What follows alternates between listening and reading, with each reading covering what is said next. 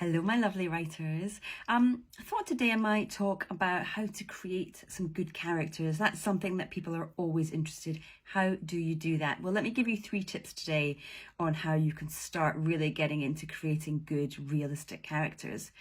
So the first thing to do is we want to give them a flaw, what some people call a flaw, or what other people would describe as the lie or the misbelief. So something that they think about the world, the way that they view the world, or the way that they view themselves, that they believe at the beginning of the book, but which by the end of the book, they will have transformed. So usually it's something that has happened to them earlier on in their lives. It's at an age where people were influenced by our outside experiences, and it's shaped the way that we view ourselves. And this is the same for your character. I bet you can think of something that happened to you when you were in primary school that you still remember, that still has an impact on you.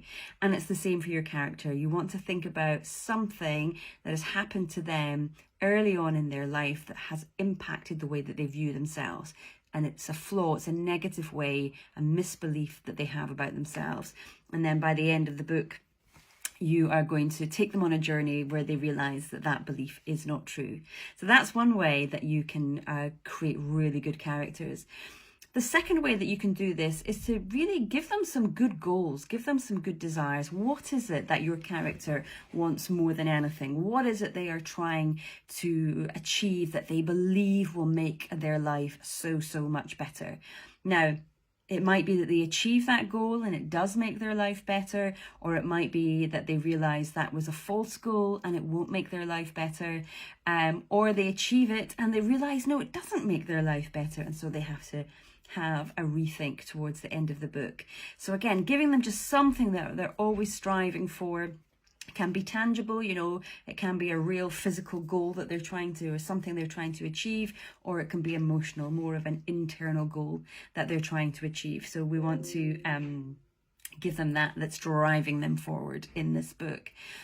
And then the third tip I have for you to kind of help round out your characters is the dreaded word backstory. So when we talk about backstory in terms of creating a character, this is not the info dump that you hear about at the beginning.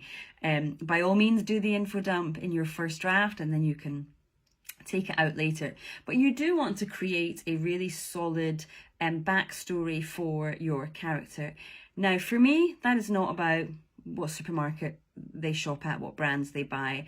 It's about the really important things in their lives. So what was their schooling like? What was their relationship with their siblings like, if they had them, or their parents or their grandparents? What were some of the key events in their lives that have shaped them into the human that they are today? And this is really important because this is giving not just a backstory to what's happened in your character's life, but these are all the things that have shaped your character as well. And as you explore those things, you really get to know your character so much better. And a bonus tip for you is actually to do that backstory, to write that backstory out, but do it in longhand. Don't go to your computer. Use your handwriting if you can, because that connection between your brain and your hand is so powerful, and it will connect into your subconscious, and you will be amazed at what comes out when you handwrite. It's phenomenal. So those are 3 tips to get you started on writing really good characters. We want to give them that flaw, that lie, that misbelief about themselves that you will disprove by the end of the book.